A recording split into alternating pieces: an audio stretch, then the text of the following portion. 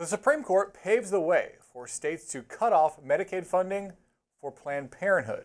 In a 6-3 decision, the court sided with South Carolina in its effort to deny funding to the group. The state, backed by the Trump administration, successfully argued that it can deny providing federal money to a patient's selected health provider.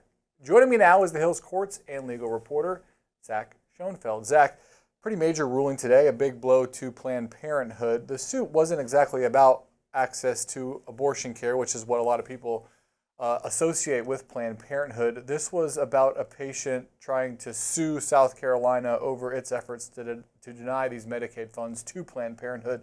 Can the state now block funds to the group? That is going to be the practical effect of today's ruling, Drew. The Supreme Court, in this 6-3 decision along ideological lines, the conservative majority, saying that a patient, as well as Planned Parenthood itself, cannot sue over South Carolina's decision to exclude Planned Parenthood from the state's Medicaid program. This case all came down to a federal civil rights law that allows people in certain cases to sue state officials when they believe that their federal rights are being violated. So here, the patient, as well as Planned Parenthood, said that South Carolina was violating a provision of the Medicaid Act that says that patients get to go to any qualified provider. South Carolina had started arguing that Planned Parenthood is no longer a qualified provider. But the bottom line of this decision, written by Justice Neil Gorsuch, President Trump's first appointee to the court, is saying that this section of civil rights law can only be used in rare cases, and saying that this is not one of them because it needed to be clear and it needed to unambiguously let them sue, but saying it doesn't do so here. Has this now opened the door for other states to follow suit in a similar light by denying Medicaid funds to healthcare providers that they may not favor? This really could lead to that. This decision is going to have impacts not only in South Carolina, but you've got to imagine that there are states all across the country, these Republican-led states, reading this decision and effectively seeing that they now really might have the green light to go ahead and follow course as what South Carolina has done. Just to give you a sense of what the practical effects may be, I'll read you a little bit here from the dissent from the court's three liberals. This is Justice Ketanji Brown Jackson, President Biden's appointee to the court.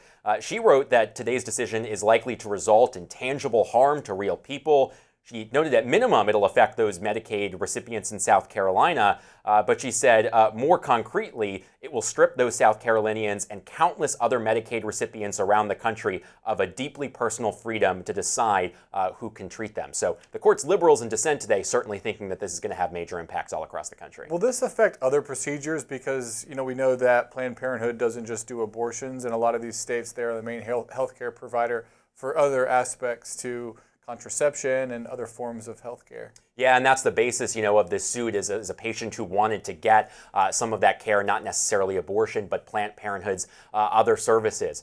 This decision also could open the door. We're talking about Planned Parenthood here, but maybe there's a state out there that, in a whole different context, wants to deny the ability for another provider to be included in Medicaid. And the bottom line of the Supreme Court's decision is essentially really closing what might be the only pathway for people to challenge this in the court. So it seems that states might have a lot more leeway now if they want to exclude providers. Yeah, I don't know if this is actually something that could hypothetically happen, but maybe a liberal state wants to deny funding to some type of religious institution that it perceives as being conservative or something like that. Yeah, or even, we're talking about an abortion clinic here, but of course you have these groups, that are, pregnancy centers that are specifically trying to give treatments to avoid people having abortions. So yeah, maybe it could be flipped here in some of these blue states. You're going to be back at the Supreme Court tomorrow. What are we expecting? Any big cases? I know this birthright citizenship case is still on the docket. That's right, and that's one of several big cases that we are expecting to come down from the Supreme Court on Friday.